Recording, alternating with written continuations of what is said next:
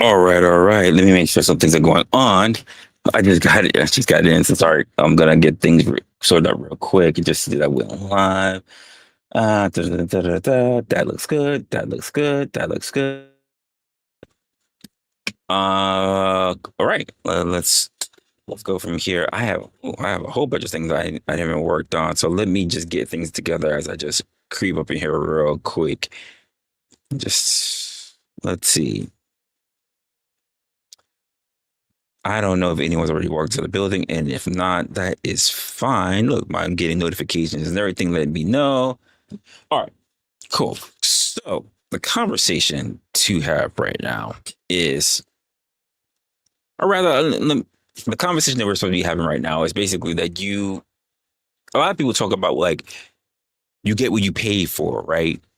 You get what you pay for, but to me, it's different. You can pay for things and it's all right because if you have the measure and you have the means to do so, that's fine. But I think for the things that you obtain readily coming into your life, you get what you qualify for.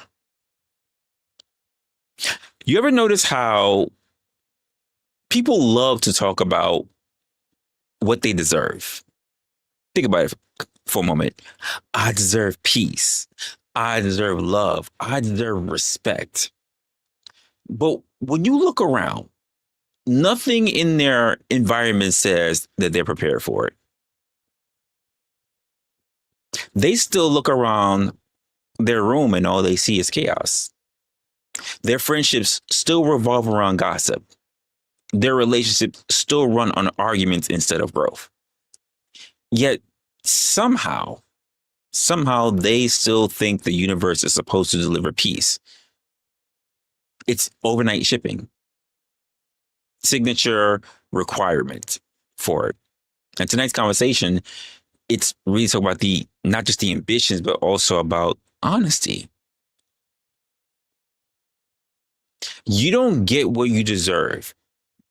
You get what your habits, what your space, and what your circle says that you're ready for. Because when life audits you, and it will, it doesn't ask what you've been through. What it asks is what you have built since then. So let's talk about it.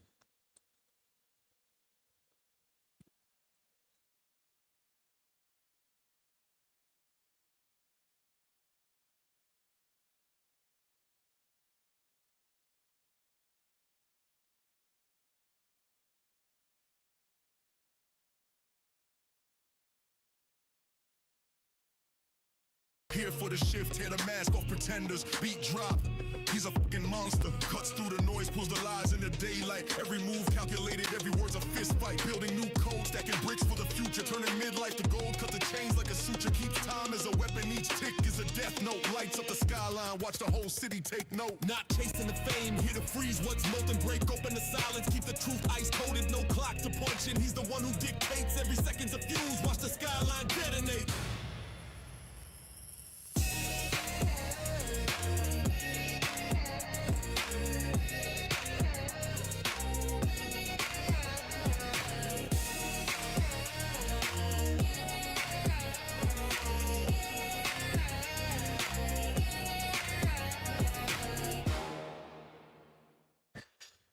Hey, what's good, everybody? What's good? It has been a while. I know I really don't be on as much anymore, but I'm gonna try to make a change to that. I'm gonna try to make a change.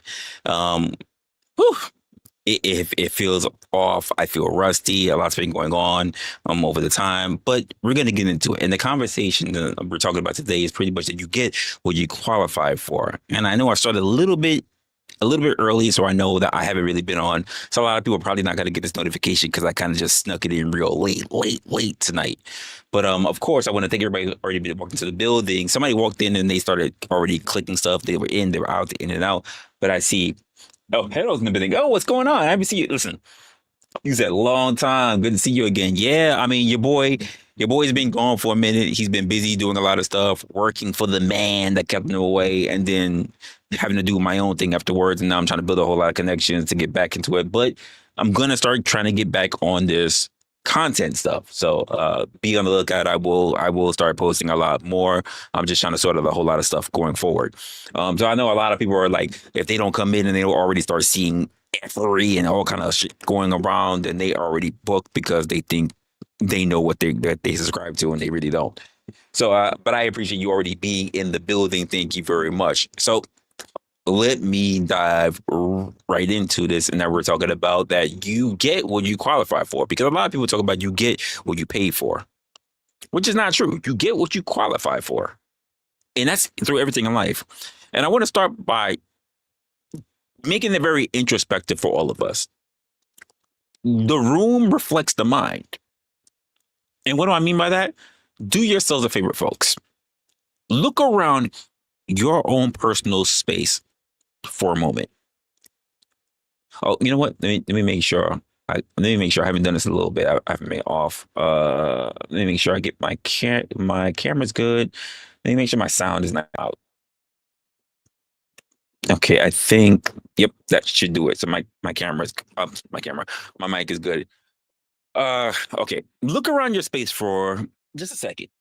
Take a look around you. Don't look at just my space. My space is gonna look clean because I'm very organized, whatever. But even within this short framing of what you see, I have got a whole bunch of stack of letters are sitting over here that I got to sort through. Some I have to shred. I've got stuff sitting on this side. I came in and I threw my jacket over here. I got a pair of pants over there. I don't know what this pair of pants are for, but they're there. These are the things that we need to take a look through when it comes to our own spacings in our own world. Not through, like I said, your camera, but what it really looks like from your own eyes. What's on the floor right now? Has it been there a week? What pile did you promise to get to after you finally got your shit together? Be honest. Is it still there? It's still there, isn't it? Let's be honest.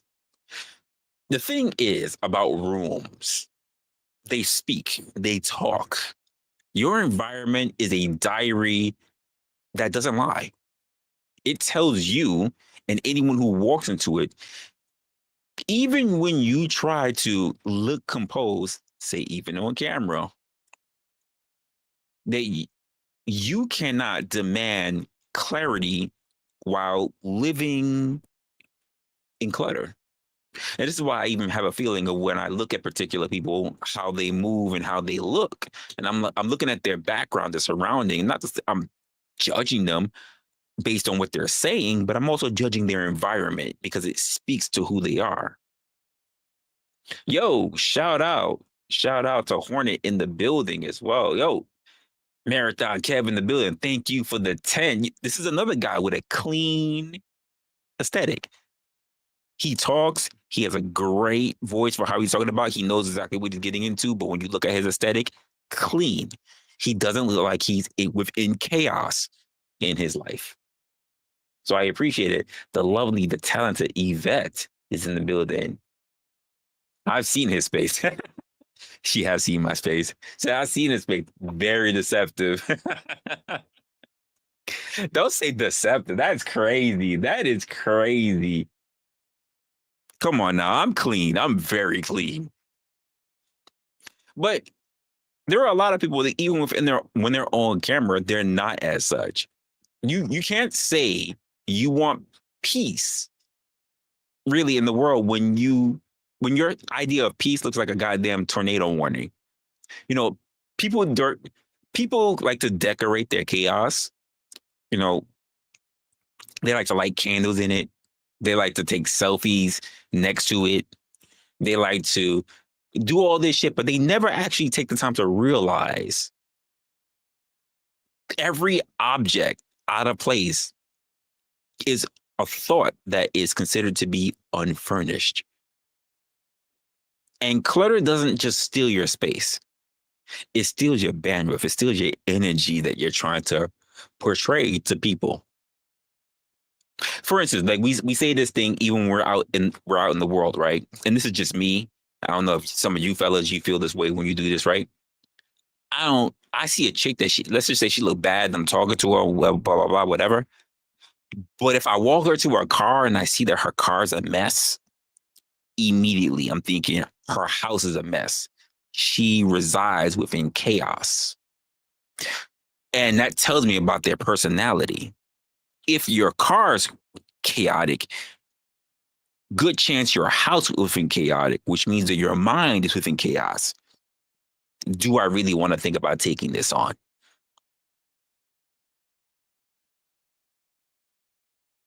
Just saying. Have you ever noticed how hard it is to think in a messy room?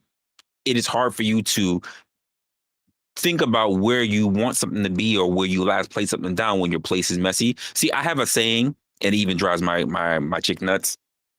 There's a place for everything and everything in its place, which means even if I manage to have clutter, the clutter is still organized. It is within a specific area to not take up everywhere else. We're talking about semiotics, folks. We're talking about where things are structured within chaos. And I don't think a lot of people take the time to really think about it that way. This is not coincidence. This is feedback of what's going on through people's minds. If your environment doesn't respect you, it's only because you taught it not to. Let me say it again. If your space does not respect you, it's only because you have taught it not to. You trained your space to be neglected, to mirror your own procrastination, your avoidance, your I'll get to it later vibe. And then you wake up wondering what in the world happened? Why it isn't giving you something new? Life responds, by the way, the same way in stewardship. If you can't manage the 400 square footage that you already have, why in the hell would the universe upgrade you in your lease? Why would it happen? By the way, I'm not judging. I've been there. The old me used to have laundry piles all over the place. I used to have laundry piles that looked like furniture, like goddamn bean bags. I'd call them my creative zones, is what I used to call them. But truthfully, they were symptoms, signs that honestly, I was in survival. I wasn't really living. And here's the thing, your space is a reflection. It's not a reward. It doesn't wait for you to succeed. It follows you because it's like your discipline. You want new energy? You got to move the chair. You want new thoughts? You got to clean off your desk. And sometimes rearranging your room is the cheapest form of therapy that you'll ever try. Which is why I don't even get mad when you hear people like Jordan Peterson say things simply as clean your room. Because at the end of the day, regardless of what BS you go through, when you come back, you'll still have a new clean room, made up bed, and you can think without walking into chaos. Because every time you walk into your house, every time you walk into your bedroom, you walk back into chaos. So which means that you need to clean up to have tranquility, some semblance of it. And I don't mean clean for the sake of cleanliness. I'm talking about a reset. Because every mess that you ignore tells you about your subconscious. That chaos is considered to be normal. Before you change your life, change what your life has to look at everything every day. Clean only what you can control. If you cannot organize your space, you can never stabilize your own spirit.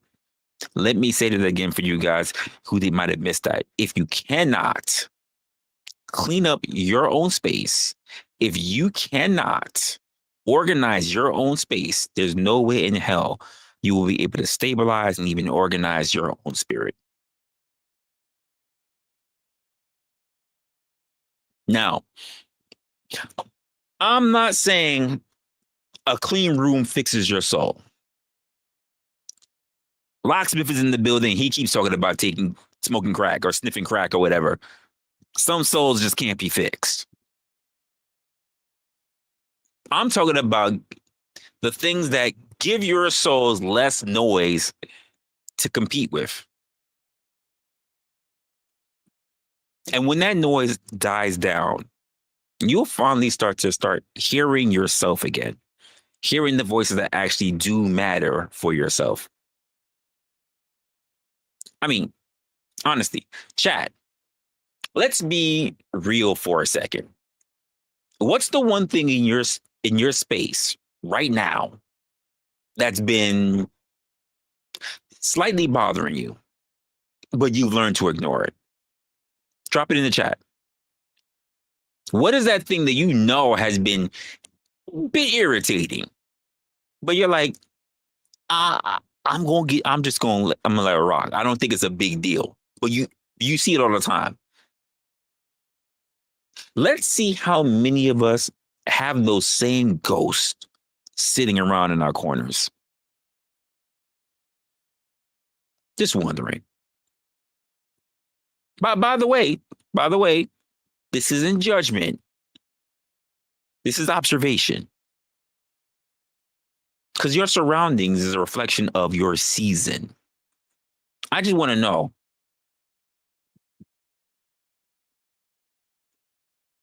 Is it real for a second?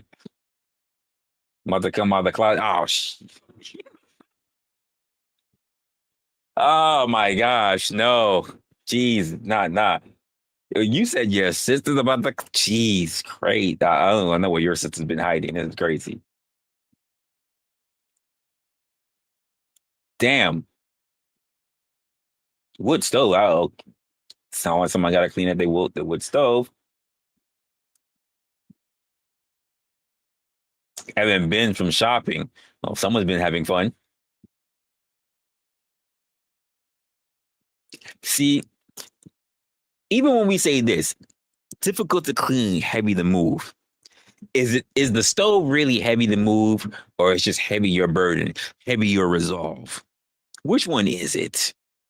I don't want to move certain things, but I find the courage and I find the strength to move it if I know it needs to be done.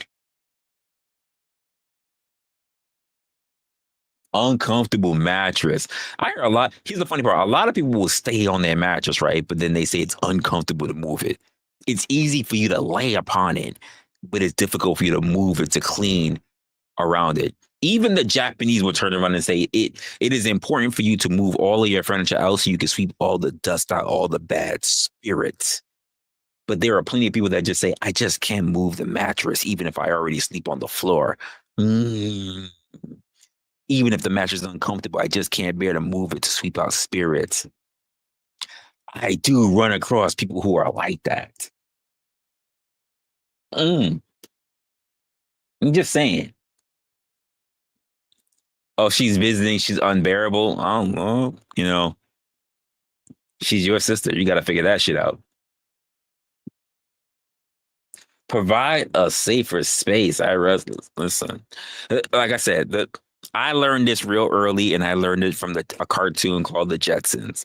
When Rosie was losing her shit and she was cleaning everything, she said there's a place for everything and everything in this place. And it stuck with me. Even if I have to have a cluttered room, there has always been a place for the stuff that needs to get done. It has just never been laying on the floor. If the one thing I am very big on is creating shelving in spaces, I do not like things on the floor. I do not like to look around and not see my floor. I might have chaos like everybody else has in their life, but I have organized chaos. And I think there are plenty of people that just have chaos in general. That if they simply took their keys and they dropped it on the floor, they would lose it in a day because of everything else that would cover it. That is not my life. So I get that.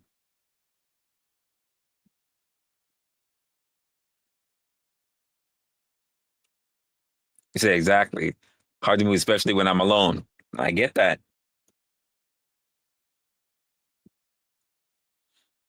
I mean, you said that's why I don't dust. Oh, you don't dust?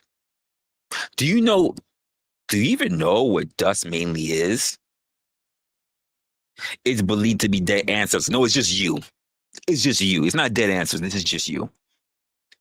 Dust is dead human skin collected over time. That's just you. You won't sweep your own dead skin away. That's nasty. You say, call me if you need help with your sister. Oh wow. Oh wow. Okay. Well, you got that. Damn, Lizzie, you got something there. That's crazy. LA, what's good? LA up in the building. What's going on, man? Yeah, absolutely. Organized chaos. Absolutely. 1000%.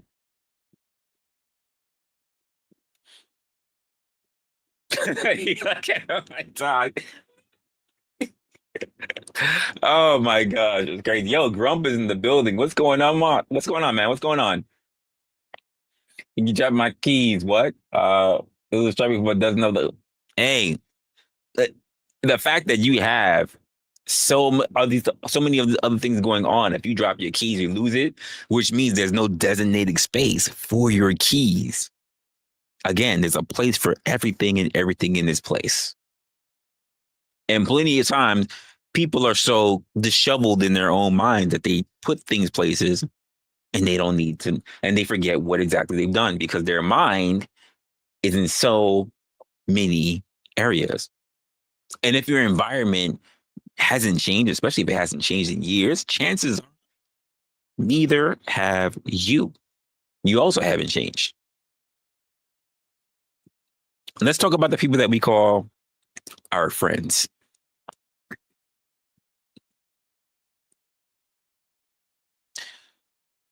I think the hardest pill, the hardest truth to swallow is that most people stay stuck. And they stay stuck because they are too loyal to the circle that keeps them there. Think about it for a moment. How many conversations within your week are about growth versus that of gossip? Let me say it again. Within your circle, within your closest group, how many conversations within the week is about growth versus gossip? How many of your friends actually challenge you? Instead of cheering for your comfort zone, this is very important. A lot of people aren't your friends, they are your familiar. They are, quote, the soundtrack to who you used to be, not for who you are, and damn for sure for who you are not trying to become. They know your past all too well, and they know it too well to let you have a future.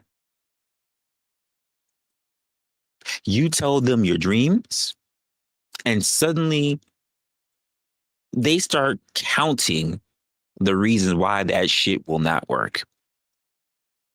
You mention change, they laugh because if you change, their excuses stop making sense. And that's the thing, isn't it? Not everyone who's close to you is for you.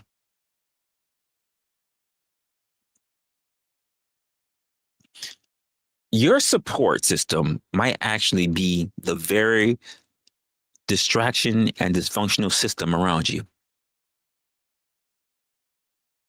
That's that one should hit hard for a lot of people because it's true in a lot of people's circles.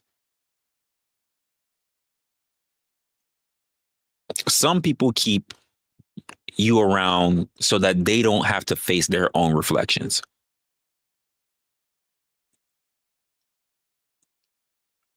I think there are people who keep you entertained.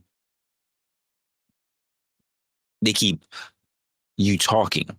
They keep you venting. Because the moment you get quiet, you might actually start changing. And changing exposes them. That's why elevation can only feel lonely. Because silence is where you can start sorting out everything that happened, all of the good and all of the bad behaviors.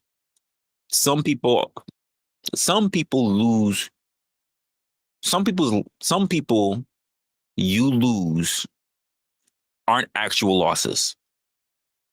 They're symptoms of progress. That's good, Lawrence. Welcome those in the building. See Lawrence in here. See Crab in here. What's going on? No Chases in the building as well. What's going on? Oh, I got a raid coming in from Uncle Tom. What's going on? Shout out from the porch. I appreciate you coming in for the porch. That's what's up. Welcome in. Welcome in. Welcome in. Welcome in. Let us try to begin. It has been a while. It has been a while. We gonna try to do this though.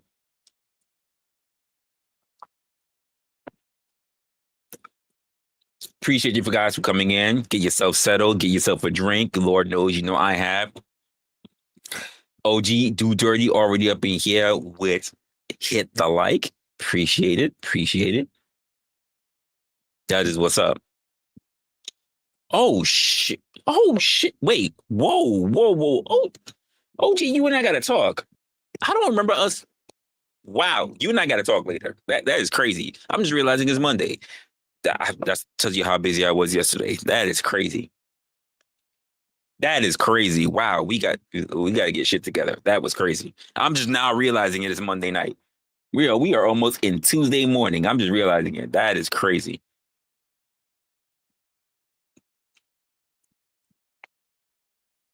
What I was saying that I was talking about people. People are not necessarily the people that you lose are not necessarily your losses.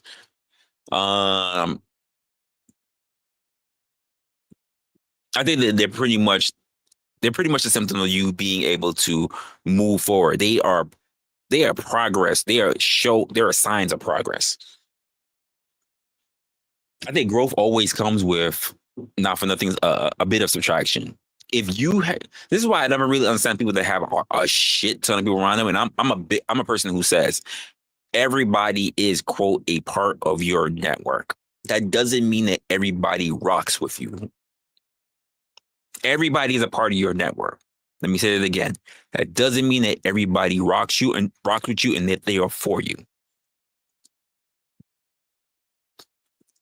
And I know that sounds harsh to some people. They want to have as many friends and as many people as possible around them, but that's just not the way it works. Even your enemies can be around you. Does that mean they're friends? Of course not. And the sad part about your friends is that you have to even keep your enemies closer than your actual friends. I know it sounds harsh, but not everyone gets to go forward with you. And sometimes that means you even have to bring some of your enemies forward with you because they are more capable than the people that claim they are your friends. When you learn to upgrade your life, your conversation code also changes. And not everybody speaks the new language that you're dealing with. I mean, think about it. Watch how people respond when you stop oversharing your plans. The ones who need your struggle, who are needing your struggle, will ask you, will almost beg you for context. And when you do not give it, they will disappear. The ones who actually want to see you win will stay quiet. because they're going to clap for your success. They're going to clap because they understand that you are focused. And that's how you find out who exactly is your real circle. Because it's going to be the people who don't need to be seen in order to help you stand when you need it most. Because sometimes elevation requires loneliness. Not forever, just long enough to hear your own thoughts again. I'm just saying. Marathon Kev with the 199 says, circle got smaller. Everybody can't go. That is a fact. That is an absolute fact. And I appreciate that. He gets it. The smaller your circle, the smaller your pack is, but that doesn't mean that your pack is not strong. Chat. Talk to me for a moment. Who's the person? Who is the person you realized was holding you back, even though they meant well? Who's that person you know that was holding you back? Because I've even done streams about this, and I'll say it right now because it's a comment saying, though, the road to hell is paved with good intentions. There are people who claim that they mean well, but all the same, they were holding you back. Who is that person in your life? If you know this person, especially if you're here on this stream, and that, let's drop a little bit of tea. That person is probably, unless that person you know is your best friend and you know who they are, whatever, just drop their first name. Drop their first name. Who's that person in your personal circle? Because they're not watching me. I'm not big enough. And most of you guys are not dropping your real name. So who's that person who's holding you back? Even though you know that they mean well, that they claim that they really are there for your best interest. Who's that motherfucker that's really holding you back? Oh, no, don't get zip tied now. If she's getting, listen, you know what that means? That's locksmith Jeremy. That's Jeremy. Jeremy's holding crazy mama back. That's what I heard. She said she tried to zip, but I heard it was Jeremy, and she got it all the way back. Jeremy, you're holding KM back. Yo, Cordes says resto chesto. Let's go.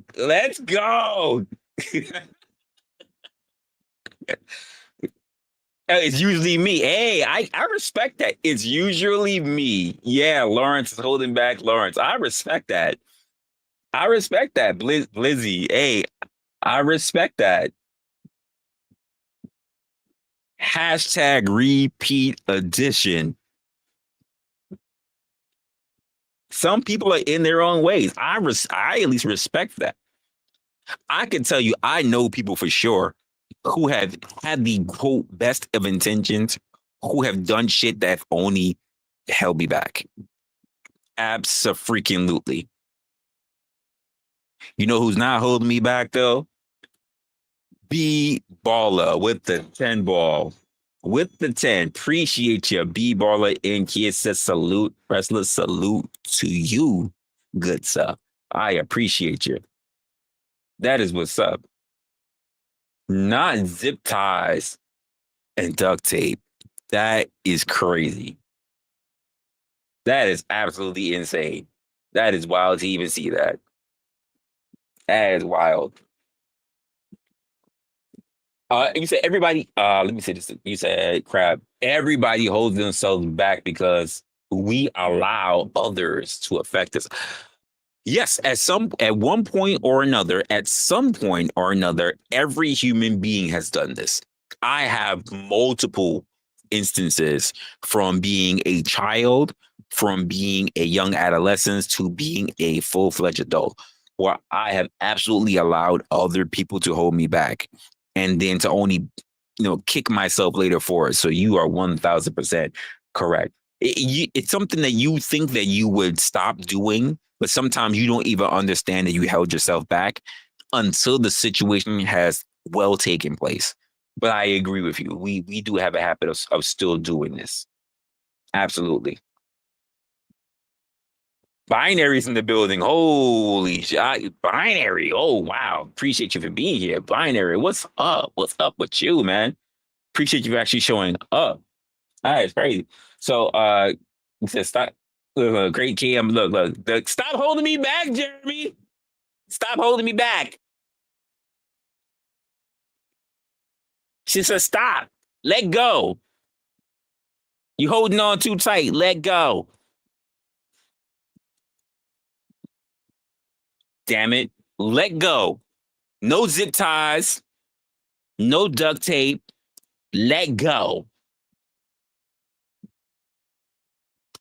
You too close. I get it, KM. It's okay. It's okay. And I get it. There are people out there. They mean well. They really do. See, but I know there's plenty of people in here. They ain't saying shit though. So how about this?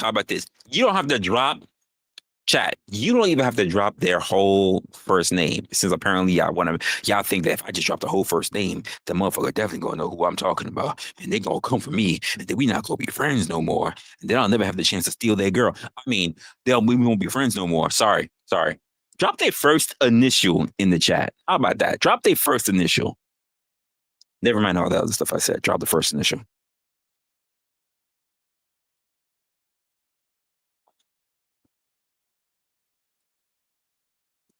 Damn, he said this leash holds leopard back. She likes it. She loves it. Mm. She actually a crack with the end of the leash. She just likes one around her neck and the other one hitting her backside. That's what I just read from Crab. I may have embellished just a little bit. Just a little bit. But this is his feelings, leopard. It was his feeling. Yeah, and she with it. Meow. Let's go. Let's go. I see it. Just saying. Crab hit the R. That R is probably resto, but we don't know. We don't know. Just first initials. So odd CV said it. Guess what it is. It is what it is. So I want you to keep this line in your heads because I was thinking about this. By the way, that's the reason why I was so late even doing the stream because some of y'all may have seen me. I was on Resto's stream earlier, and I was sitting there thinking to myself, I'm gonna go live, but I don't even know what I'm gonna talk about. So your boy grabbed his keys, he grabbed his wallet, he went out, and he does what he normally does when he has these writer blocks because I do have blocks in my mind, so I don't even know what the hell to come up with a concept or talk. And I go to my local watering hole. And then when I'm there, my watering hole, which I haven't seen before, they were like, "Oh my gosh, like Resla, we ain't seen you for a while." I was like, "Yeah, just doing my own thing. I like to come over here for your overpriced beers or whatever." And it was like, ha ha ha ha. We always hook you up. I'm like, yeah. And I'm hearing conversations, and I'm hearing conversations with people who are there, and as there were younger people that I'm used to seeing at this particular bar that I go to, which is why I'm like, I need to start having this conversation. I'm like, yo, what you get is what you qualify for. Because I was hearing a lot of guys talking about what they pay, how much they put their stuff in their prices, or how expensive things are, people are. When I say people, I mean you ladies. But he's saying how people are, dates, things like that. But I'm like, you get what you qualify for. I didn't want to insult the ladies that were even there because they were cute. But I'm like, you're average. You're cute. You're average. It's all right. But I'm looking at guys and I'm looking at what some of the things they're saying. And I'm just like, if you could change some things, you absolutely would. But you're not because this is the wow. Okay. Oh, Locksmith Jeremy in here says leopard. Leopard print is a freak. 100%. And he says that with a TED ball. He said that with his chest.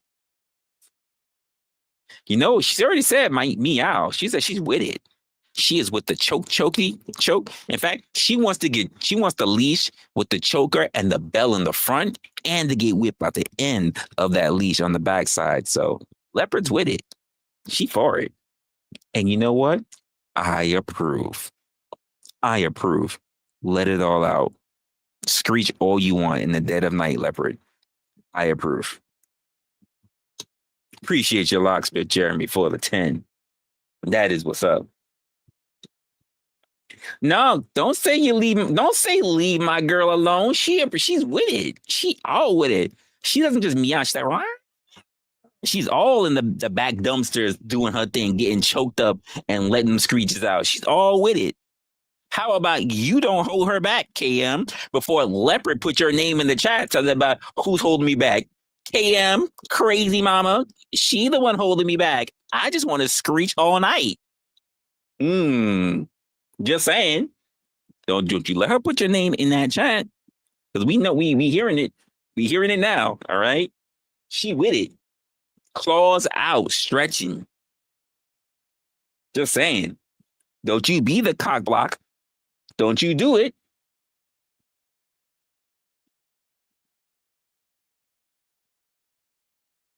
Yeah, look, B-baller. That Bella so I could hear her when she's coming. Absolutely. And you know what? That's the horror bell. Like you doing your thing, like, yeah, I got you, girl. Yeah, you good, girl. You're like, see, that's like my OnlyFans bell. Like that's my OnlyFans bell. That's where like when I hear the bell, that's why I'm supposed to look at the camera and go, thank you. Thank you. You know, that's how the OnlyFans girls do it. The cam girls, when they hear the ching and the little bell shit, they say thank you because the donors over to get something. They got their nuts off. Yeah, it's pretty much the same thing. He said, sir, I said coming. I'm just saying, it's the same thing. It's the same thing. It's just the filth. The filth. It's not the filth. It's the same thing. Same thing. If you same way how they get off when you hear the bell chiming and they go, thank you. It just lets me know that someone dropped a donation. So someone here in the chat probably came. And in this instance, it might be leopard print. I'm not judging. You know what? We listen, we don't judge. Our judge. But it is what it is. It is what it is. Listen, however they want to get it off is how they want to get it off. Listen, I get enough lurkers, by the way, who sit back and who knows what they're doing. They probably watching me and probably got another screen or another tab or split screen, and they're probably there slowly stroking to something else, which I feel a little weird. Don't have me on screen. I know my good chocolatey skin, but then you already got another tab open and you there doing your thing, or you slowly stroking, looking at something else. I don't know, probably giraffe porn or whatever. Like just pick one or the other. Oh, wait. Just cut me off, and then go to your giraffe porn. And when you're done, then you can come over here. I don't want you cutting up the giraffe porn and then you're still stroking here. Don't do that. Cut me absolutely the fuck off and then go to your giraffe porn. And then after you're done, then you can come back over to the channel and then hopefully we got it. But wash your hands first. That's the point I want to get at. I didn't make sure I make that really, really clear. That's the fuck. Just to make sure. You say make an explanation for you. I can't make an explanation for you. I can't do it. Just wash your hands, dirty motherfuckers. Cause some of y'all guys, some of you and you ladies, you DJ Diddles, you the same way. I love the way how the hyenas make their sound. Well, click off of Resla, do your thing with the hyena sounds. Then after you're done, wash your hands. Some of you guys, it might take a little longer to get over here, get back to the platform after you're watching your giraffe stuff, jerking off with your jerkins. But After you're done, come back. Just wash your hands so that you don't also get all that Jergens all over your keyboard, all right, or over your phone. I don't want you to act. I don't do I don't do virtual streams yet, so I don't want you accidentally slipping. And I'm trying to give you the habit right now so that you don't accidentally have the Jergens on, and then all of a sudden, like if I ever go, vertical streaming, that the Jergens is just so slippery that you're slipping past the content, you're slipping up past the phone. Like just get into the habit of just not doing it. Just handle your business and then come to the content. You don't need to do anything else. But I digress. I have a whole monologue I'm trying to get to, but I'm just realizing the importance of hygienics. And some of y'all just don't really respect your personal space, your keyboard space, because you're too busy knowing that other people aren't watching you. So I'm just put it out there. This is a PSA. Keep clean, even when around your keyboards, folks. Just just don't do it. Just saying. And what? Am Resla, are you going vegan? I am never going vegan. I have been inside a vegan, but I am never going vegan. And I'm not going to lie. She wasn't even that good. I'm gonna be honest with you. Next time, I just stick to vegetarians because vegans weren't that good. I'll just stick to vegetarians as well. I don't mind the meat eaters, but I did have a vegan. I did have vegetarians. I prefer the vegetarians. The vegans don't really do their thing. The meat eaters, they are very ambitious. They're not very kosher. They're not worried about if anything. I'm like, I haven't been slaughtered. I'm right here. Get down, do your thing, girl. Like, so no. So vegetarians, I don't put any meat. Yeah, shut up. Take this. It's flavored. So you know, but the vegans, gotta worry about the vegans. So don't worry about that. Anyway, digressing. I see you motherfuckers. They be like, oh, I would never. I don't go down. I don't do that. I don't got a problem. I do. So yeah, Hornet, don't have a problem with the meats. I got no problem. I'm there with them. I'm there with the girls. I'm all on they shit, and they going through and through. I know Giddy's. I would never. I don't like to go down. I don't even like oysters. I don't like clams. I don't like any form of shellfish. Well, I do. So it's all on you. It's all on you. It ain't on me. It's all on you. Cellulite Podcast in the building. What is going on? He says, salutations, motherfuckers. That is what's up. Salutation to you, my good sir. It is what it is. Listen, there's no way I'm not gonna turn around and say, like, I'm already good with the get down when it comes to these chicks. And we gonna talk about how leopard print is already screeching in the background of the back alleys with the little kitty bell around her neck. So just saying. It's only right. It's only fair. This is a tit for tat, even though Tat kind of didn't have a tit. So I felt a way about Tat not getting a tit. Anyway, I just wanted to keep this in your head, folks, because the truth matters. Like, you can't really complain about your circles if you refuse to step out of it. Yeah, I didn't lose my place. I was thinking about it. I had to write it down real quick. But a lot of people, y'all still stuck in your circles. Look. I swear, this is why I need to. This is why. Okay, you know what? Since Locksmith has done this,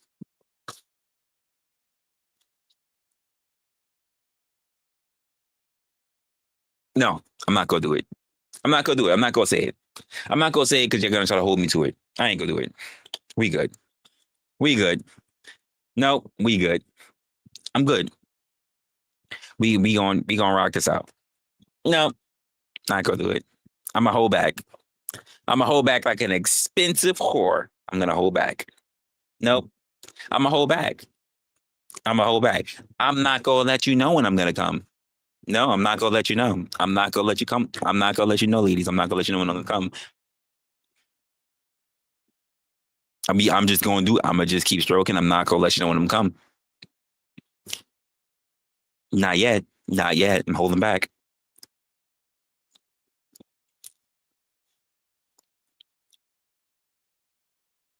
You see this, right? Panelists are terrible. And I think that some are. Some are terrible. Some are okay. I just think that panelists are terrible where there are no rules and no consequences for those rules being enforced. That's why I think some panelists are terrible. When panelists believe that they have more rights than the actual host or the show itself, that's when panelists are terrible. That's what I'm thinking, because I've seen it in too many places. But for the most part, I would agree, especially if I'm going to just say this. Panelists that happen to circle around the panelverse can, not always are, but can be terrible, because they are okay putting their feet up on other people's furniture.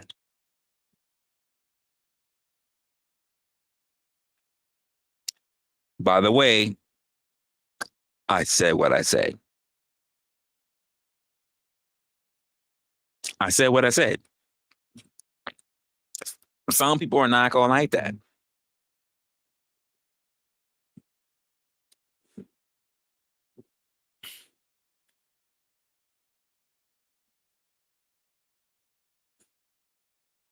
Oh well, most people miss the rules. By the way, so unless you create an atmosphere, which I've tried, but I realize I haven't been structured enough, or rather, critical enough to have people understand rules, which means I now have to add rules on top of my rules. Hey, by the way, folks, let's do a quick survey. Quick survey. We're gonna do a little bit of a quiz right now. A little quiz. How many rules did I actually have when I used to do my show, Opinionated? How many rules did I have? Did I have 5 rules? Did I have 3 rules? Did I have 4 rules? How many rules did I have? Quick survey for you guys, for those who have been here long enough to understand what I did. Anyone remember how many rules I had? Said he said what he said. Listen, I have spoken. Okay, someone says 3 rules. Said 2. Just want a warm seat. Just want to want to see. Okay, we got 3. We got 3. We got 3. Okay, we got 3. All right. Okay, so some people. Okay, so some people understand that I have 3 rules. Let's just do this, folks. What was rule number 2? What was rule number 2? Make it as short as you want to. But what was rule number 2? Rule number 3 seems to be very easy for people. What was rule number 2?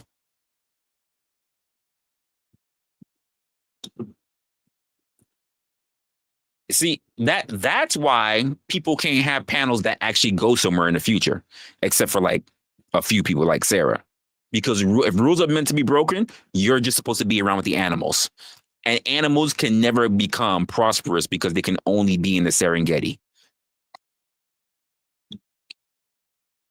That's why. If people can't have rules, then it's always going to be just bullshit. And if it's always bullshit, then no one can ever become anything special, which means if no one can become special, that means other people can't discover them. And if no one can discover them, they're stuck and they're trapped around people that don't want them to go anywhere. Just saying. But that means there are people who contribute to other people not being able to grow. So shout out to people like the Raging Tomato who decided that I am not going to just listen to the chat, because if I listen to them, they would only hold me back. What did I talk about earlier, folks? People who hold you back. Sometimes it is the chat.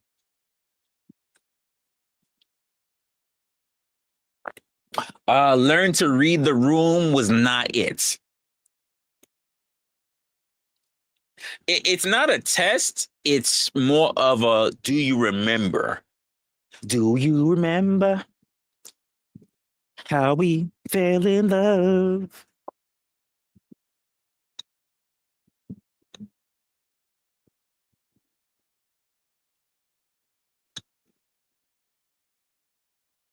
Rule number one, don't feed you after night. I don't know about that. I don't know. You might have been watching a Gremlins movie. That definitely wasn't it.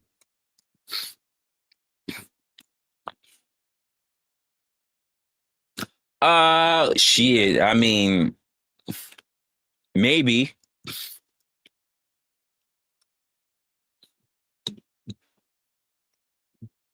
So here's the thing. I did have them in my description, Crab. Here's the thing. People don't know how to read. I had them in my description. People don't read when they hit people's shows. When they hit people's channels, when they hit people's lives, people don't read. They don't read descriptions. It's only people's videos, let's be honest. And I'm just going to be honest with you.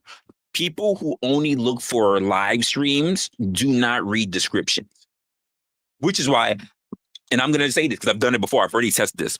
And for those who already know, they already know this, by the way. If I do a video and I do not set it as a premiere, if I could talk dog shit about so many people and they'll never see it, because you know why? It wasn't a live stream. Because people do not look at your videos. They only want to pay attention to the live stream because they're only interested if they can hijack it or if they can clip it live. If you do a video and you don't set it as a premiere and you just drop it, likely they will not see it. So you can talk dog shit about somebody and they won't see it. It's up to the chat, to the viewers, to pass it along to that person, because they themselves will not see it otherwise. Learn that lesson. I've learned that lesson.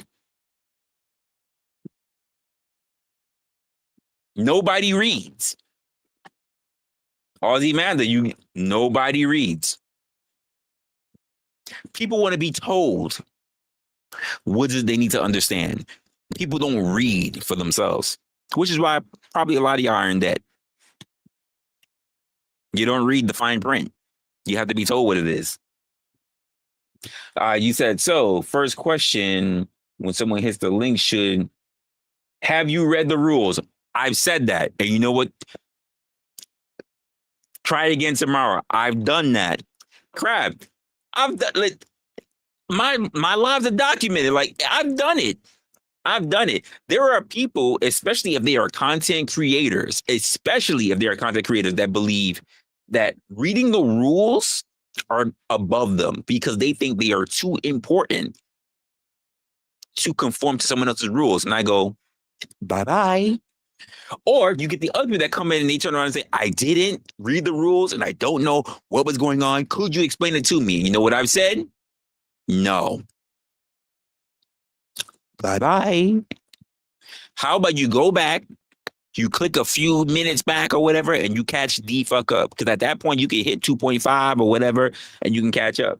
It doesn't stop people from their own ego. See, if I did this live stream, by the way, and let's just say I was doing an open panel, you know what I would do just to fuck with those kind of people? I would put that there is no VOD. So therefore, they can't even go back to look at what was going on, which means that you're going to be there. You need to catch up and you need to talk about, we need to understand what we're talking about in real time in order for you to have an opinion.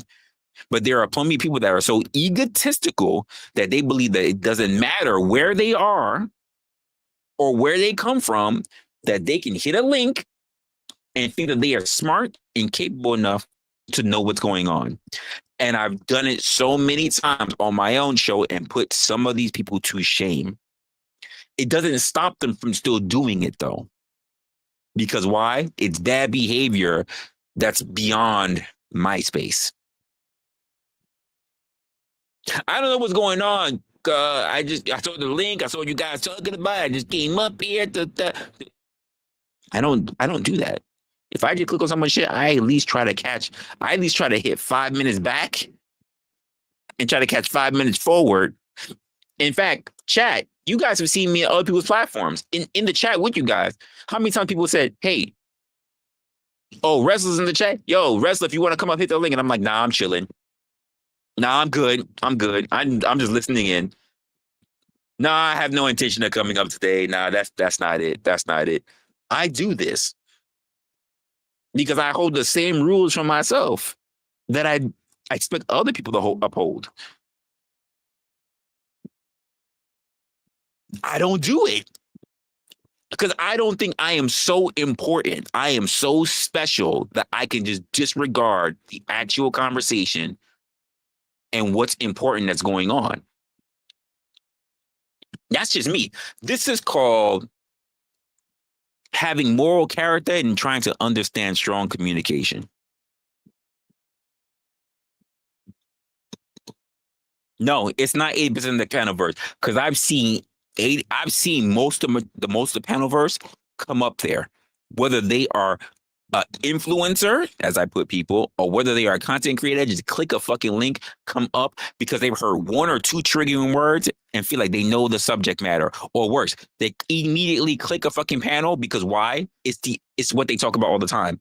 I can come up with any panel and I could just easily come up and not care about what the hell you guys were previously talking about because why? You're already talking about politics. Because why? You're already talking about religion. Because why? You're already talking about masculinity. That's not very difficult. It is not difficult. If you're running the same fucking topics, it is not hard to catch up to what somebody's talking about. Which is why I make so many content that's not the same shit. I try to make it as realistic as possible because here's the truth of the matter. Oh, I can actually make content off that. I think about it right now. Let me jot that down. Damn, Crab made me think. He made me think about that. Let me jot that down real quick.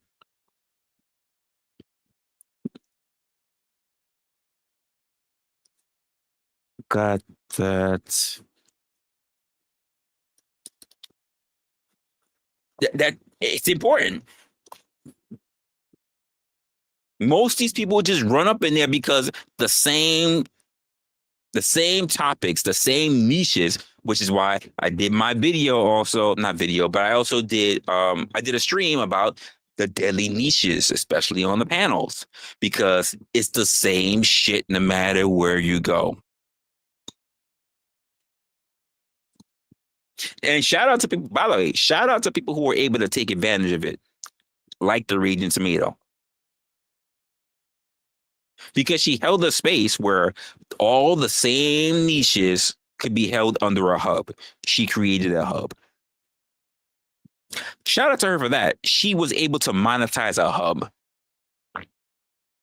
But everywhere else, all the people that's all doing the same niches, I'm like, why would I bother? By the way, which is why I also understand I will not be anywhere popular in this space that's being presented because I try not to do it. And because I really just don't want a space where grown men, mainly men, because I rarely see women, are just up there arguing with each other all day and all night. You can go somewhere else for it. There's better shit to do. It's just better shit to do. What are we talking about? Oh, that again. Huh. Okay. What are we talking about this time? Oh, that again. Oh, okay. I just don't want to do it. Excuse me for not wanting to be the troll. The other troll. The new troll. The latest troll. I'm just not interested.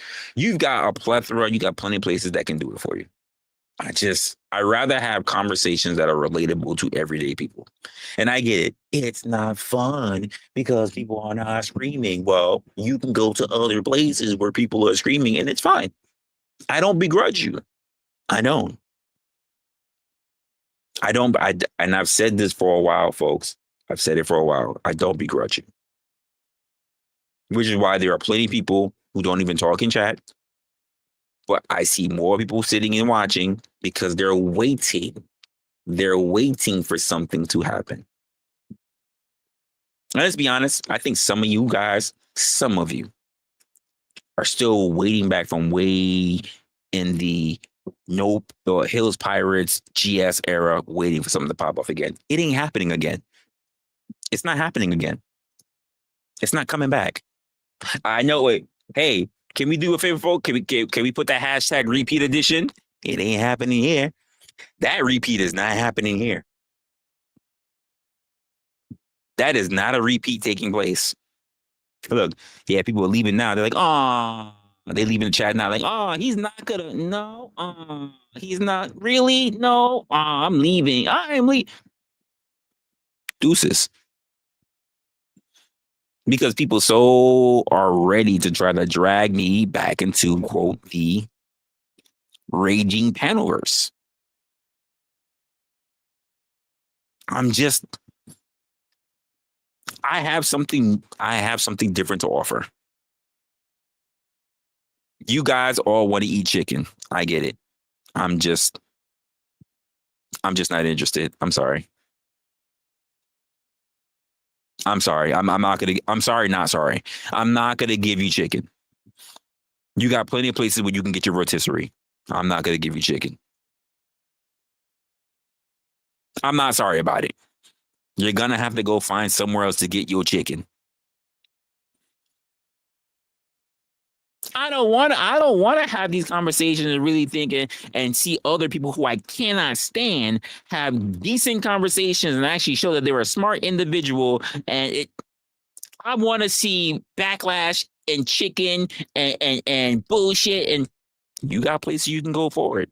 You got plenty of creators you can go forward. You already sub to them. You are already sub to them. Go there. Now, whoa. Put your dick in your hand and wait for them. Just don't do it while you're watching me live. That's it. That's all. It's not difficult. I know. I've insulted you. Well, you can sit back and be insulted. It is what it is. I said what I said. Crab, you made a great, excellent case.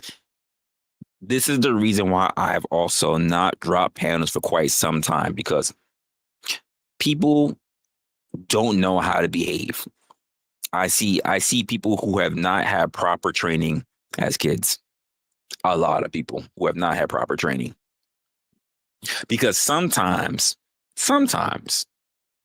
the most loving thing that you can do is to outgrow a conversation. Let me say that again for you. Sometimes the most loving thing that you can do is outgrow a conversation. And I've outgrown a lot of your niches. I just don't like to be talking about the same shit on an end. If that's the case, here's the truth of the matter. I would not even talk about the same shit you do. I would just react to it. I would just become a react. I would rather become a reaction channel to your shit than become part of your shit. And I can already hear some people that just already got the tips of their dick. Oh, you would react to it? You would react to it? No, because I really don't care enough. Because I really don't sit there watching shit on YouTube, watching shit on my phone all day to know what you motherfuckers is talking about. I have a life. I got a life. I got a family. I got a chick. Like, I cannot be sitting here watching a screen, going fucking blind, trying to keep up with everything that everybody's talking about. Who doesn't really do shit for me? Glad that they're doing things for themselves. That's got nothing to do with me.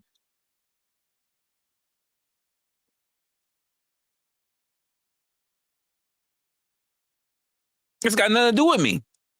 How did that help me?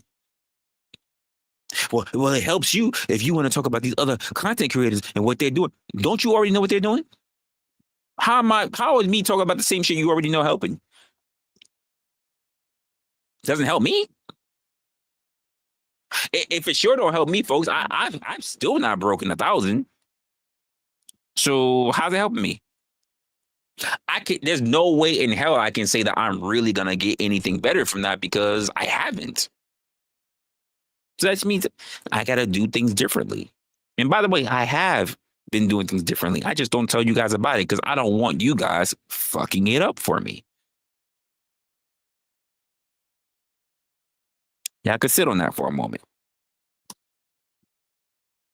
Just saying. It just I'm just saying.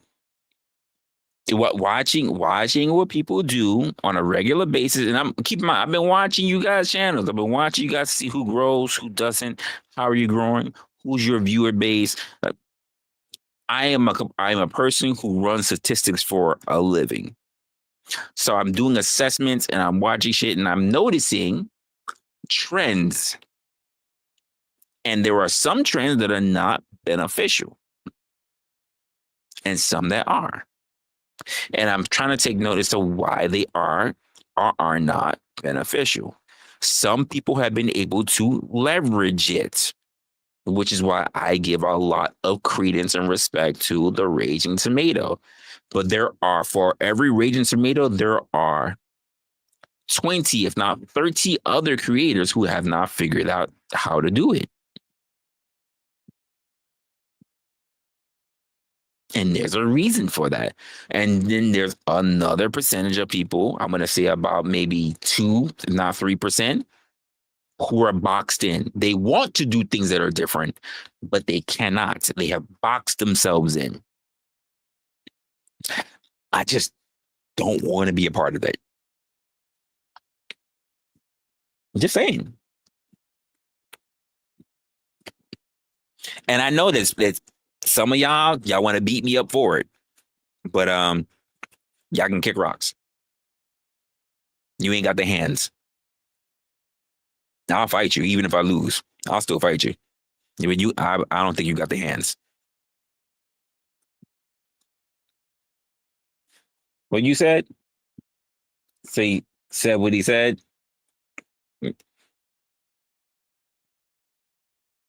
It is what it is. I'm gonna do what I'm gonna do, and whether it grows or not, I'm gonna be okay with it because I understand where people have boxed me in, which means I gotta do other shit that I'm just not gonna bother relaying to you guys, which I have been doing, and it's doing well. It's doing okay. It's better because I understand that being here is where you want me to stay. You don't want any growth on this side because I've seen what you do to your other favorite creators. You have also capped them. So this is where I'm going to stay capped. Cool. My other side has a whole different viewer base. Well, where is that? I'm not telling you shit because I don't want you polluting it. And it's not even live streams. So I know you're definitely not going to want to be there because there's no live streams for you. Because you guys, the guys who are polluting the spaces, are live stream junkies. I'm trying to figure out if you guys have jobs. Some of you guys, I'm trying to figure out if you have jobs. Because you're everywhere on everyone's stream. So I'm trying to figure out if you have a job. Now, I don't understand how you're everywhere and you have a job. Not my business, though. It's just very interesting.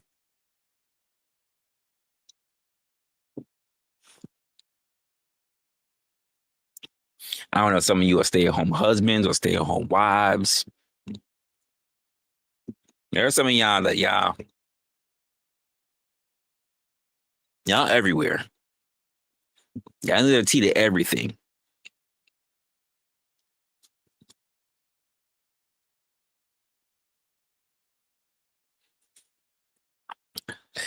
Yeah. Yeah, let me help you out. I was waiting for the first person who's going to use those words because they use words for everything. I was waiting for the first person so they can get that. Anyone else want to follow them? Let me know. Just talk in the chat. You can follow them right out the door. You can get your quick 86. Anyone else? Speak now. Or your network shows up. Shows up. Hey, I agree. Thank you, Kev, for the 5. I absolutely agree.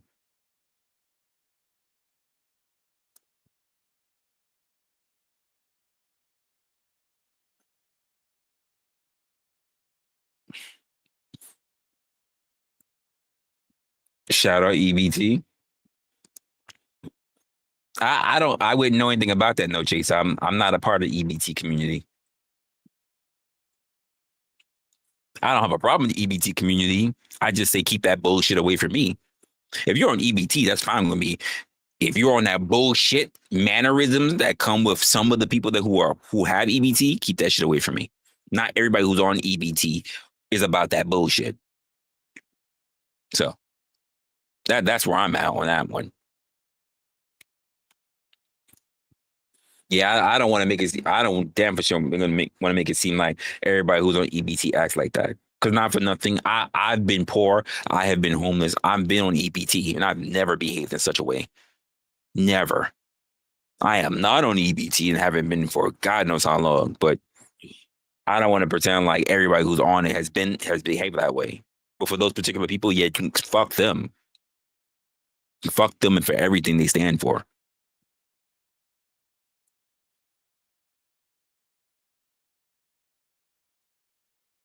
And it is what it is. I'm say anyone else want to try that? Want to try their hand out that bullshit? Hmm? I know how we like to pick like favorite fun words and everything. So I can say you could do your fun words. Pick out your fun words. You'll find it. You'll find out how I feel about it. Now let's just do a little bit of quick. Boop. Here we go. But I'm gonna do a whole lot more stuff going on. But I think that we'll reset I think we're gonna reset for a lot of stuff going forward. I'm gonna try to come back and I'm gonna try to do a whole lot of stuff. But when we come back, I think we're gonna be diving into a whole bunch of different stuff. Some of it's gonna be what I do on my regular when I'm not actually streaming. So that means I will do streaming content. And I just haven't figured out if I'm going to do that regular, if I'm going to do that as an actual feature for members. I'm going to figure it out. Shout out to you guys. We got Marathon Kevin in the building. Jess Becca already got one as well. Peace Dynamo's also got the membership. We got Sniff who's already got one, and then we have Sammy. Sammy girl. Okay, all right. Oh, congratulations to you guys who actually got the memberships going on here. I appreciate you guys. That's what's up. But let's see. Let's talk a little bit about the relationship part, right? Of this whole aspect, this whole thing about people and not understanding that you only get what you qualify for, right? Because if your friendship are your only comfort zone, not for nothing, your relationships are going to be very minor. They are. I think the relationships are pretty much reruns. I think let's just be honest for a moment. Most people don't break up just because they pause some of the patterns that they see within those relationships. I don't think that's what it is. I think they leave one person. They swear that they learn whatever the hell the lesson that they were supposed to learn. And then 3 months, 2 months, 1 month later, they're dating the same person with the same goddamn energy, just wearing a different outfit. Have you ever taken the time to notice that the faces change, but the fights don't? The names change, but the needs don't. I mean, you keep saying, and I run across these people. Like I ran across this one person earlier tonight. I deserve better. You say that you deserve better, but you keep negotiating with the same version of your past. That's not growth. That's not growth at all. That's recycling. The truth is this. We don't date people. We date partners. We date partners until you upgrade your software. Every new person downloads the same old glitches. If you have a bad software glitch, you're going to download the glitch as well with the new patch. You cannot build peace with someone that is addicted to conflict. Let me say it again. You cannot build peace with someone who is addicted to conflict. You cannot build consistency with someone who is allergic to accountability. And you damn for sure cannot build a future with someone who only fell in love with your potential. You see, people love to talk about being understood. But I want you guys to ask yourself something. What version of you are they understanding? Which version of you are they understanding? Are they understanding the broken part of you? Are they understanding the healed one? Are they understanding the fearful one? Are they understanding the pretending to be okay side of you? If you keep dating versions of your past, stop calling it love. Just call it repetition. That's guy or gal. Because repetition doesn't build relationships. If anything, it just builds resentment. If emotional muscle memory is the thing that you're holding on to, you're lifting the same pain, hoping that you'll get that the shit that you're lifting will become lighter. Some of y'all are not in love. You're in loyalty debt. Let me say that again for y'all. I think you need to really hear that again. Some of you are not in love. You are within loyalty debt. You keep paying for something that stopped serving you years ago. You say you want peace, but that peace costs you solitude. And yet that invoice scares people.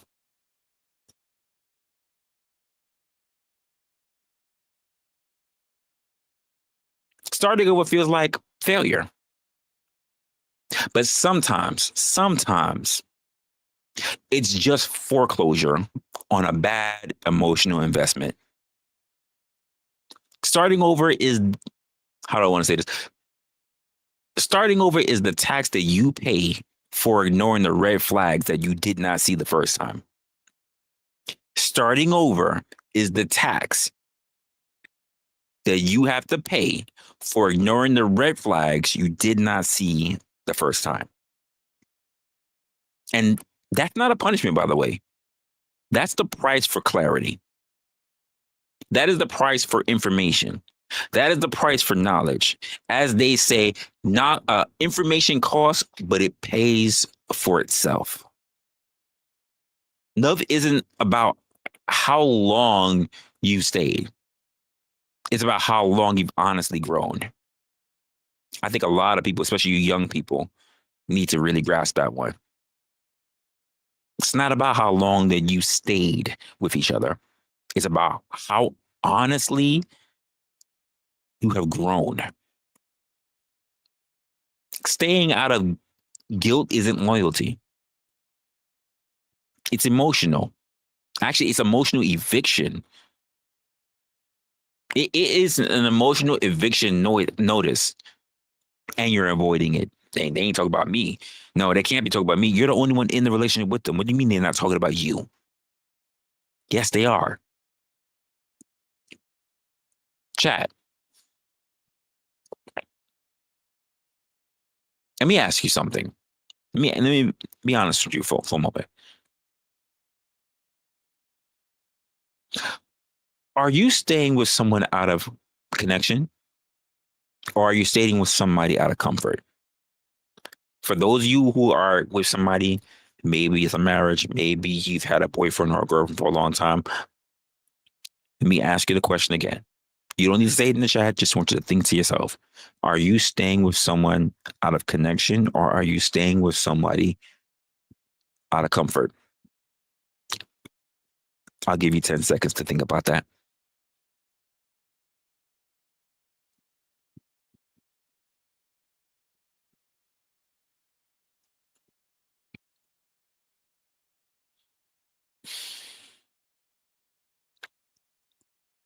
I know.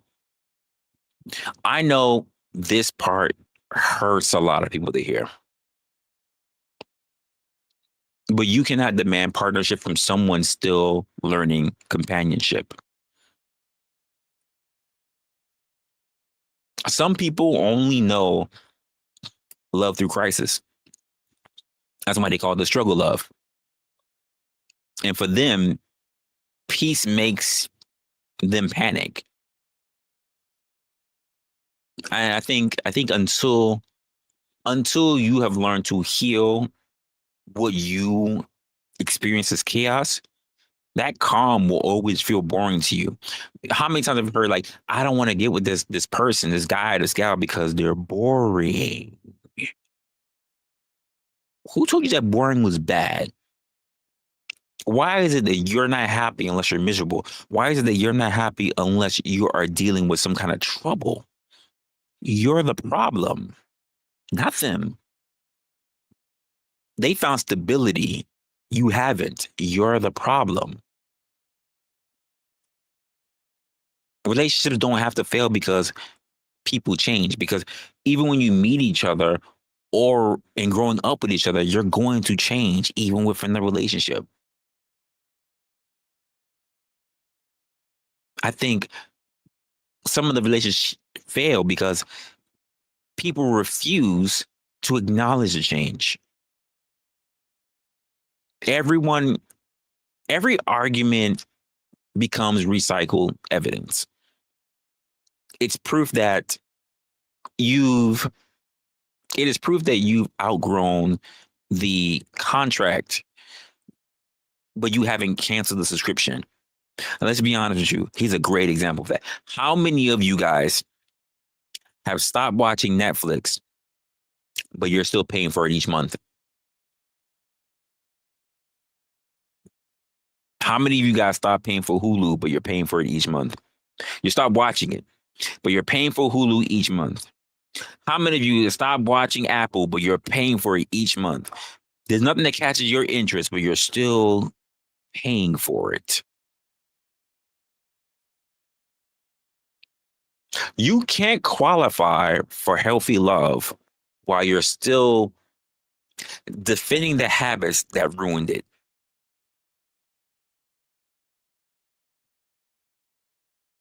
Maybe it's time to ask yourself, not who hurt me, but why do I keep renewing this goddamn pain?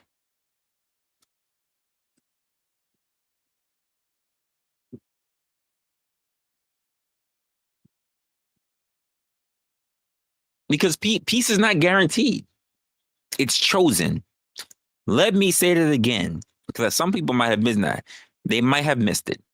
Peace is not guaranteed, it is chosen.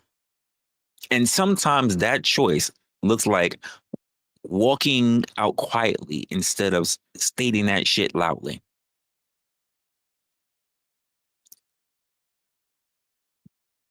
Not for nothing. It is what it is. I get it. I get into my thing where I talk really slowly because I want to make sure that I am emphasizing my point because I want to make sure that the shit that I'm saying is really salient and clear when I'm giving it to you.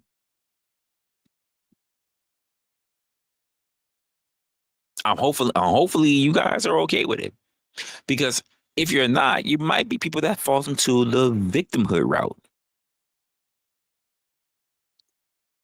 Just be honest with you. Because a lot of people don't actually want better lives for themselves. What? Wrestler, you said what? Yeah, some of you guys do not want a better life for yourself. What you want is better excuses. You do not want a better life for yourself. What you want are better excuses. I'm talking about these people. They'll tell you all about how life is unfair. We see plenty of people like that. Oh, shit is not fair for me. How people are fucking fake. How nobody understands them. But they never actually stop to ask, have you become the version of yourself that somebody could genuinely understand? Could you actually be the actual person that someone genuinely wants to be around? You see, there's this comfort in routine of misery that happens. That pain becomes familiar. Complaints become a personality trait. And I really don't like it. I hate seeing people that complaints become a personality trait. It becomes their mantra. It becomes their normal routine to bitch about everything. It's too hot. It's too cold. It was raining. It was hot. It was too dry out there. They never find a reason to be happy. They're mad because they're single. They're mad because they're with somebody. They're never happy. They're mad because they're hungry. They're mad because they ate too much. They're mad because they got to work. They're mad because they're not working enough.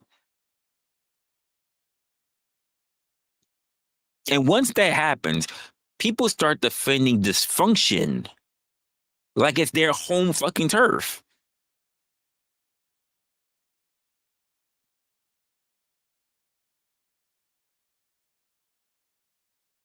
Yeah, I agree, Cam. They cannot find the positives in shit. They can't. Shout out to Kev. Once again, $5. Facts. Stop making excuses. Embrace discipline. They don't understand what discipline is because they are allergic to accountability. They are allergic to someone else telling them that they're wrong. They are allergic to someone else telling them that maybe they have dropped the ball and that shit been rolling down the hill. And they say, go look, I ain't looking that way. I ain't looking that way. I ain't looking that way, but I can see the ball. It's still over there. I ain't looking that way. That's them. Present what you want to attract. That is the 1000% correct. There are plenty of people who are like that. Even the people that think that they're doing well. They're only doing well because other people don't want to point out their fucking flaws. And I've seen it time and time again in so many different areas of my life. It is ridiculous how often I've seen it. You ever notice how some people they keep repeating the same shit over and over again? It could be a boss, it could be a coworker, it be a family member, maybe it's a brother or sister, maybe it's your own spouse. But they swear that they are waiting on their season. They're waiting for the shit to kick in. Gamblers are a big example of this.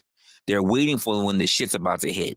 I know people who run the lotto, I'm waiting for my numbers about to hit. You keep getting the same number all the time. The same number. You might buy one ticket, but you're waiting for the same number. How long you been playing this number? I've been playing this number for 15 years. You've been playing the same number. You don't want to hit a different number? No. I'm waiting. I'm waiting for my time to come. Waiting for the world to change. Not for themselves to change, waiting for the world to change.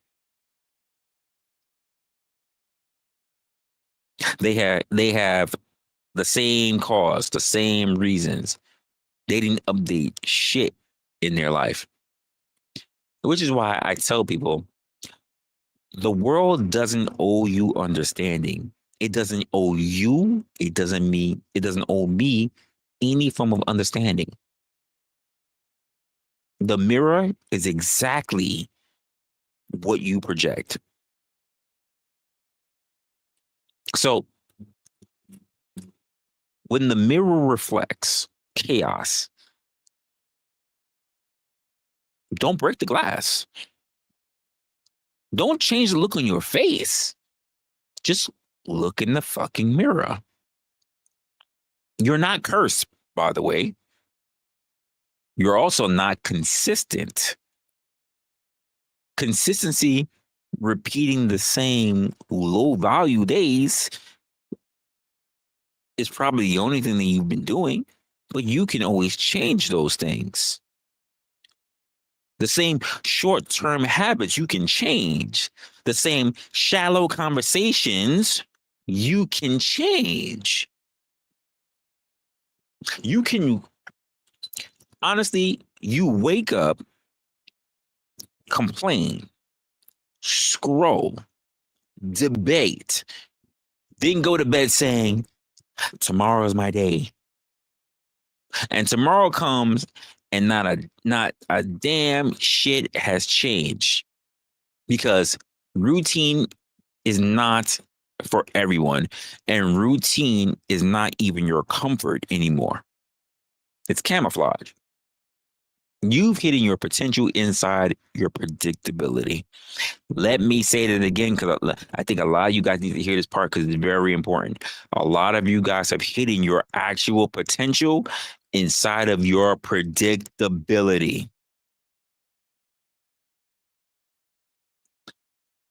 Peace, you. I appreciate you showing up, Pedal. That's what's up.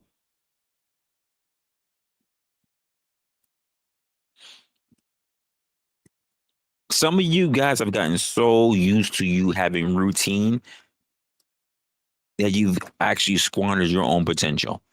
You have not shaken up the tree for yourself. You've been waiting for the fruit to fall from the tree, but you have done nothing to shake the tree to get that damn apple to fall, which means that the only fruit that's falling from that tree are rotten. You won't shake the tree to get fresh fruit. You will only wait for the fruit to fall, which is already rotten.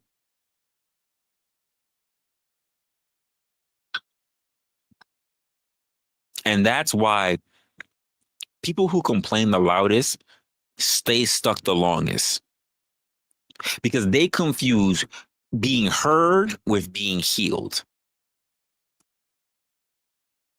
You want to know what routine does the best for the human spirit? It does it. It does it. It takes the sharpness that, I'm saying it to myself, but I'm not really sure I'm saying it. Routines. There are routines that you have to do, but there are some people who pick the ones that dull it. They don't pick the ones that sharpens it. They don't want to pick the ones that actually put fire towards the steel that they need. They don't pick the ones that actually replace the bad habits. They don't want to pick the ones that actually pick up soft skills because they think they need to only work on hard skills. Hard skills might give you all the skills that you're looking for, but soft skills are the one that give you the game because that's the one that have the background.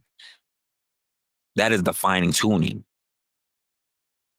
And fine skills build more toward your dreams than failure ever could.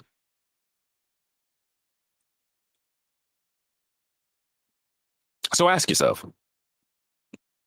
when was the last time that you broke your own patterns? Not out of anger, by the way, not out of burnout. I've done both, but out of awareness, because I've also done this. When was the last time that you disrupt your own comfort zone? Chat, be honest. If you ever realize that your routine wasn't working out for you, that you need to build more discipline for yourself, that you needed more structure for yourself, when was that time? And by the way, when you realized it, you're not lazy. You're just realize that you haven't been challenged. And not for nothing, that not being challenged is what keep most people trapped. They think that discomfort is dangerous, when in reality, it is the only proof that change is actually happening, that change is actually taking place. Life doesn't punish stagnation. It just quietly replaces you.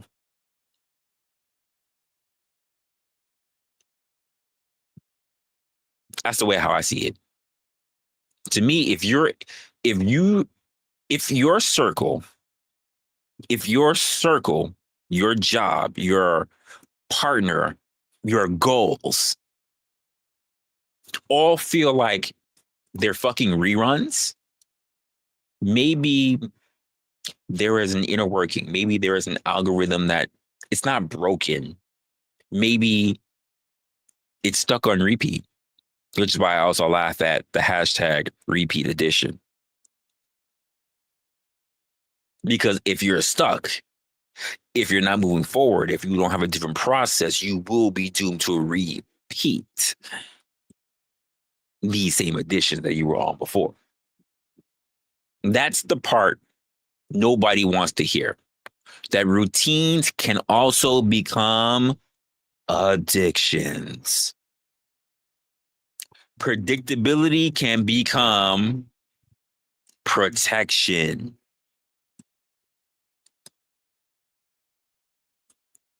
But at some point,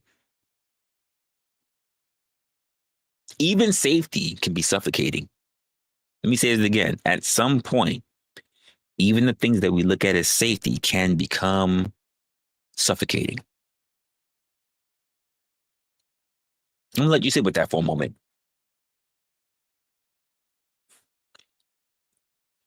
And I think while I'm thinking about it, I want to talk about the mirror moment, because this is something that I had before I started the stream.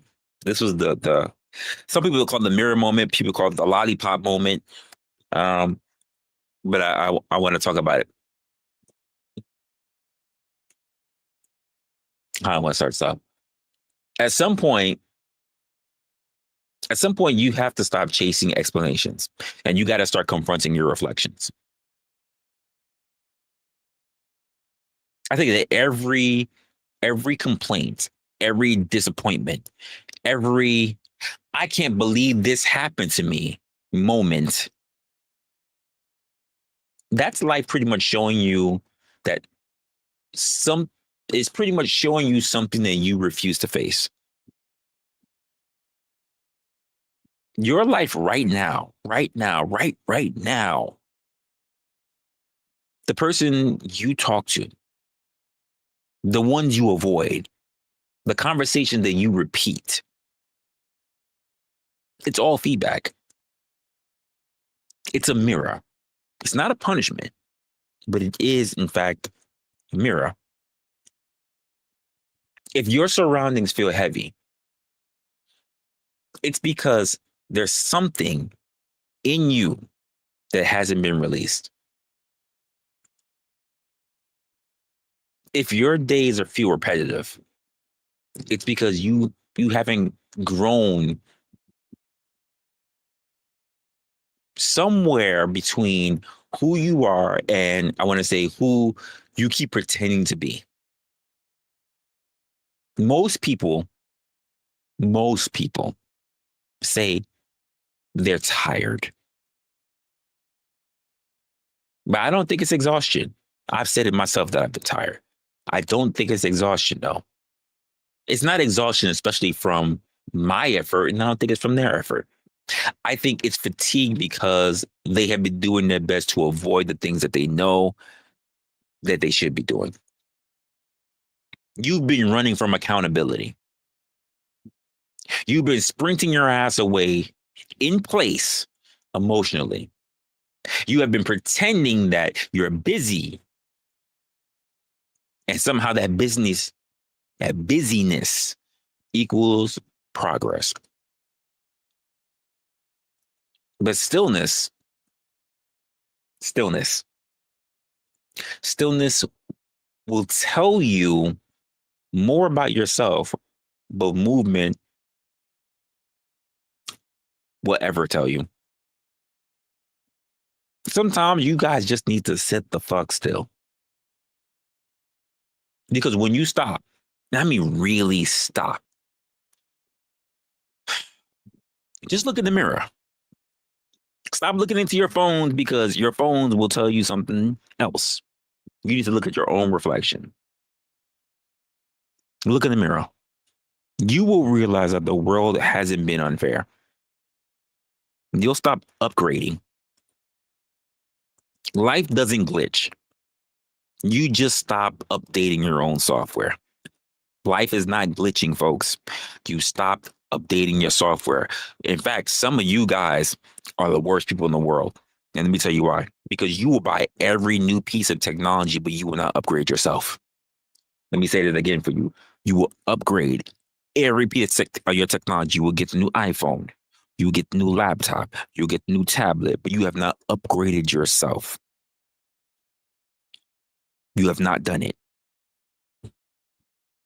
And they wonder why, despite everything around you, you're still falling apart.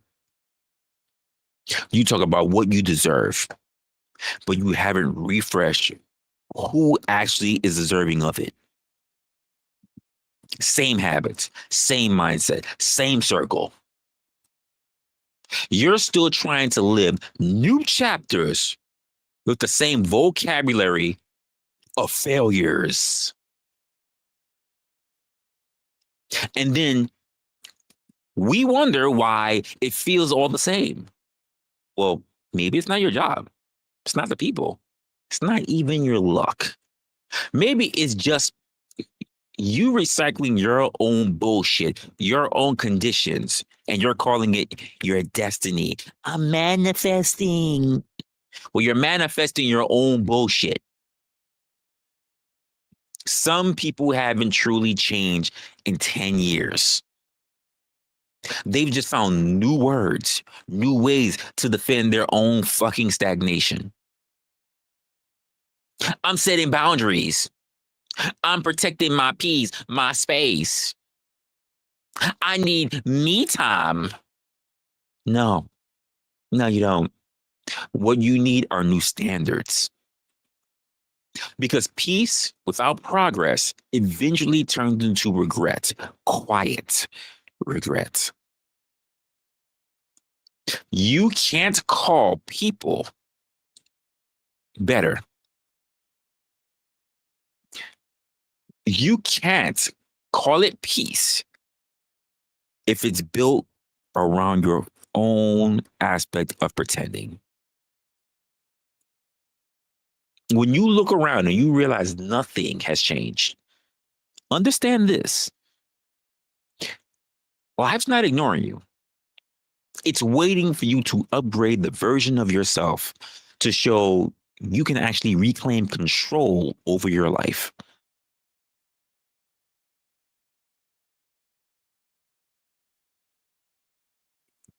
You can't outpray neglect. Let me say that again, folks.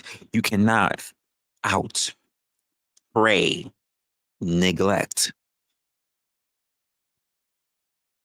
You can't outmanifest avoidance. And you damn for sure cannot outpost authenticity. The mirror does not, cannot, and will not lie to you. It can only reflect what you have been refusing to outgrow. Maybe, folks, maybe you have just been asking for new blessings. but you haven't actually cleared all the old energy to make room for those new blessings. Maybe you have been saying, I'm ready for change, but you're living like the same person who owes you a new harvest. You need to become that new person to get that new harvest.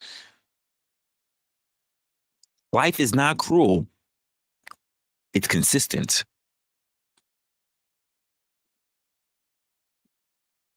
And not for nothing, it will keep you, it not going to keep you, it will keep handing you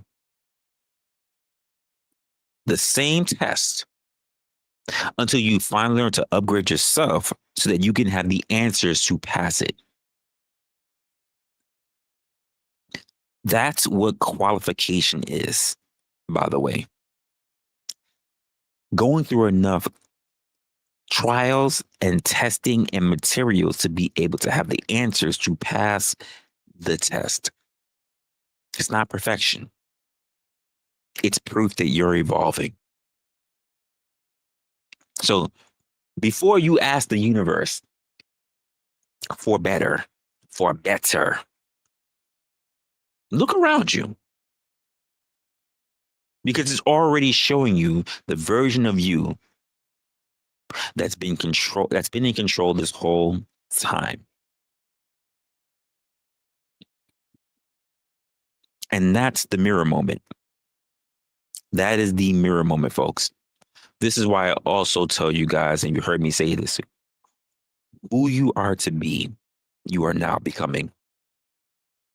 But you can't understand that until you have reached your mirror moment.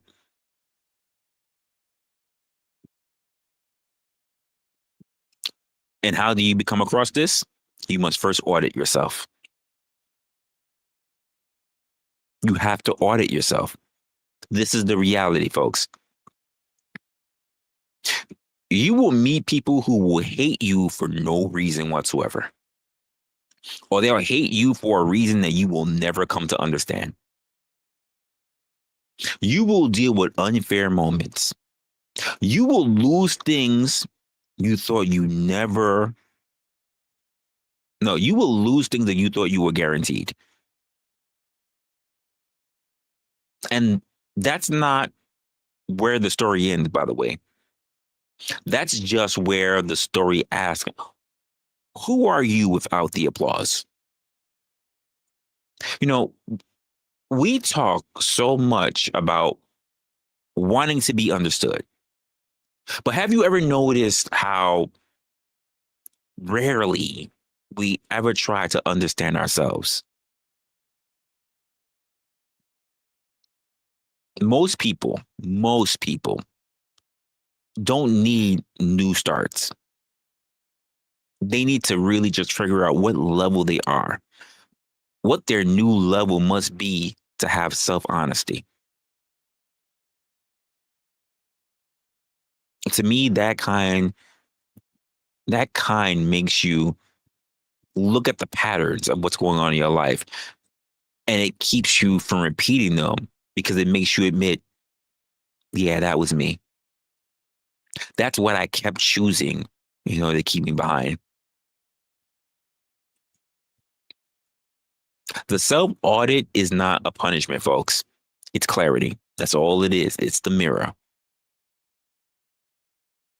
It's looking around your life, only your life, the friendships that you hold, the messes, the routines, and asking, what here is evidence of who you keep pretending to be? Because until you really see your own footprints, really, and I want to put this, until you really start seeing your own footprints on the crime scene of chaos, of your own chaos, you'll keep blaming that ghosts that aren't even in the room anymore. It's you. You did it. There are people who will see your efforts quietly. You're not alone in that. There are people who will see your efforts, see you putting in the work. There are people who will root for you while you're in the shadows, and they are also in the shadows. There are people who will recognize that the work that you put, you don't advertise. But even those applause will not sustain you, because the moment you stop, the moment you give up on updating yourself, the moment you stop showing up, all that support will simply turn into nostalgia. You can't build a future on nostalgia, folks. The audit is self explanatory. The audit will ask you these things. Are you keeping promises to yourself? Number one.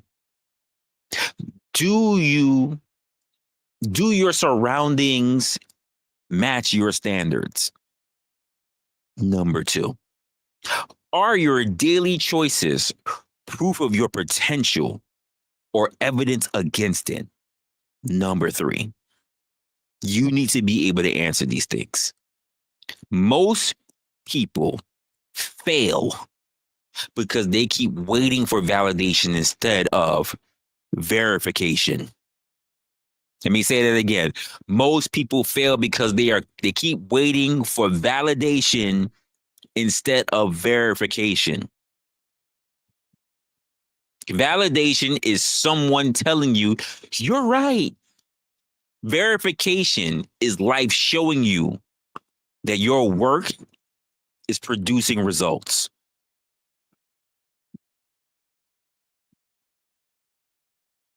Let me let that sink in for a moment.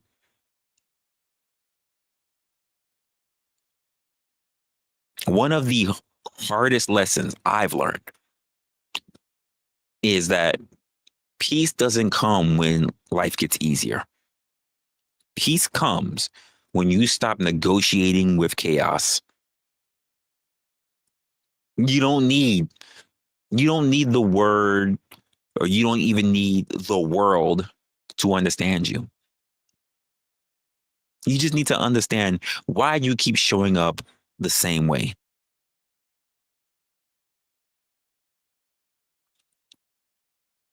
You don't get what you want. You don't get what you deserve. You get what you sustain. Sustaining means updating your thoughts, your space, your circle, your standards.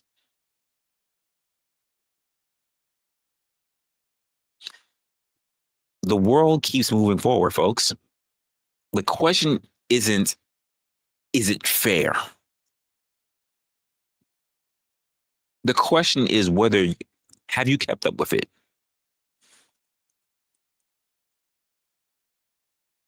Life's not testing your luck. It's testing your maintenance plan. It's testing your resolve.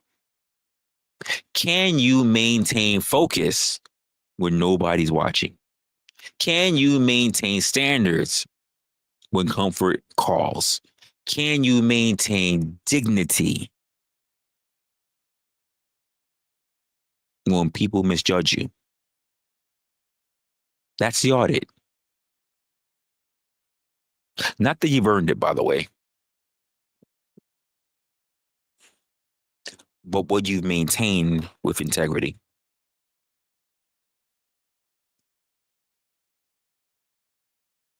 I really feel like I want to let you know what I was thinking when it comes to this, but also how I wish I really could have explained it more to the younger people that I was talking to today. But wisdom is wasted on the older.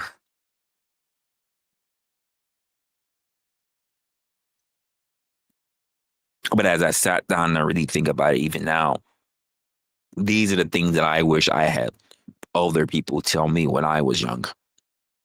When I was younger.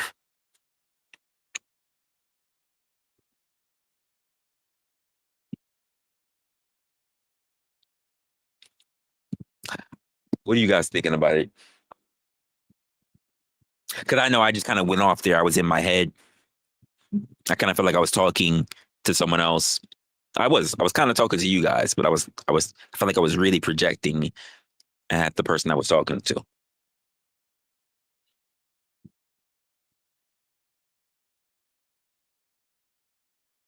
And I think that's going to be the thought that I have really for now. I'm thinking I'm gonna go. I probably will be live. Not even probably. I will be live later this week. Not even later. I just don't know when I'm gonna go live, but I will be live again this week. I got some free time. I just got to figure out what I'm going to be doing for myself because I need to start working on a lot of stuff for the channel. I don't think I want to drag it anymore to put it on you guys because I know a lot of people are going to be talking about a lot of different stuff. And even as I look around online, I see a lot of people talk about things that are just wild, and I would never want to throw you guys into it. So what I'll do is I'll pass you over into the areas that most of you guys have probably already ran off to. And if anything, if you happen to see me on the person platform, just say what's up. I know a lot of you guys already. Some of you guys are new. If you haven't subscribed to the channel, I will be making some other content this week, and then you'll know if you get the notification because that means you were actually subscribed or you're actually a member. And if anything, I will talk to you on the next one. Right? I guess I'll see you then. Salute to you guys. A salute to everybody who has already supported the platform. Marathon Kev came up in here and blessed the panel several times. I appreciate it for doing so. And then, of course, you had B Baller that was also in here, and then you had Locksmith Jeremy as well. I appreciate you guys for all being in here, for actually supporting the platform. And of course, I will see you guys on the next one. Later, y'all.